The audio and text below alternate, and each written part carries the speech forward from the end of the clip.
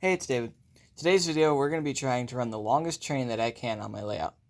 Now, of course, this is not the longest train I can run. In fact, this isn't even a train, it's just one locomotive. So let's get started putting that train together. Now, typically when you're running longer trains, it's better to put the heavier cars in the front to prevent the cars from string-lining on curves. So I think we're going to start with some of the scale rolling stock on this shelf here.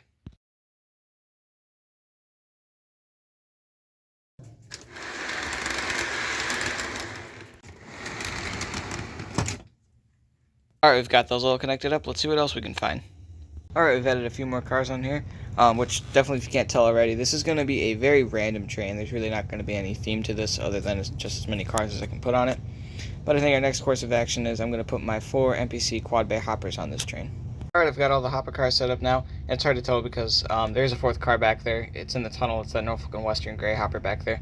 I love these NPC covered hoppers. They're some of my favorite cars just because they come in a ton of different nice colors and logos and all that stuff. So I've got them all set up on the track right now. And at this point, I'm going to start using some cars with plastic trucks to save weight, such as these 9700 series box cars. Next, we're going to throw on the CNJ Reefer and this New Haven 10 car. And these are actually some of the most special cars in my entire collection. And the reason for that is these are some of the first that I ever got. I got these both from Mohawk Valley Railroads, which was a great hobby shop, unfortunately closed now. So they're very special to me for that reason. We're almost done here. Just at the other side of the tunnel is the front of the train. Alright, looks like we have room for one last car, which is of course going to be a caboose. Alright, the caboose I chose was this Canadian Pacific N5C. Now, I had to go with a shorter caboose due to the amount of slack that this train's going to have. Even there, I don't know if I left enough space, but the only way to find out is if we run this. Alright, one last thing before we run this. This train has 21 cars, which is not a ton, really. But for a layout as small as mine, it is quite a lot. And also, I've got the inner loop here, and if we're running the longest train I can on the outer loop, I think we should run the shortest train I can on the inner loop. This is definitely the smallest engine I have. I think this New Jersey Transit ore car is going to be the shortest OGH car that I have. Alright, now that we've got the trains set up, let's run them.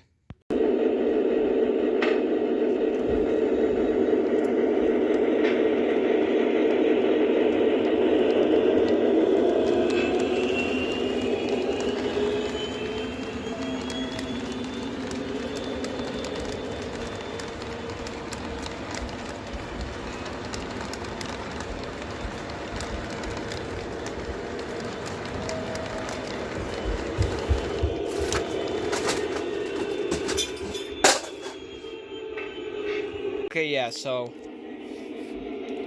looks like we need to remove a car.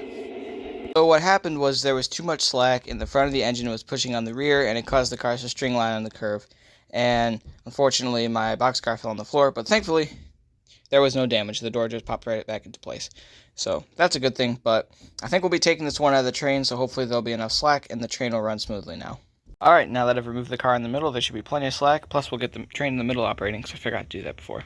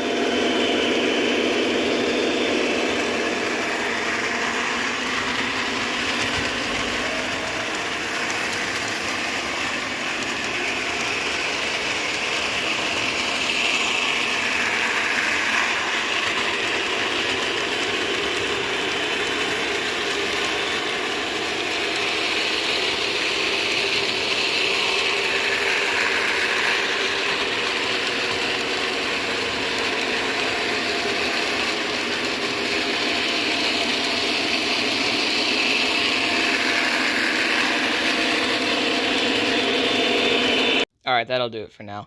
If you enjoyed this video, I'd really appreciate it if you'd leave a like or comment. And if you want to see more stuff like this, subscribe to my channel. Thanks.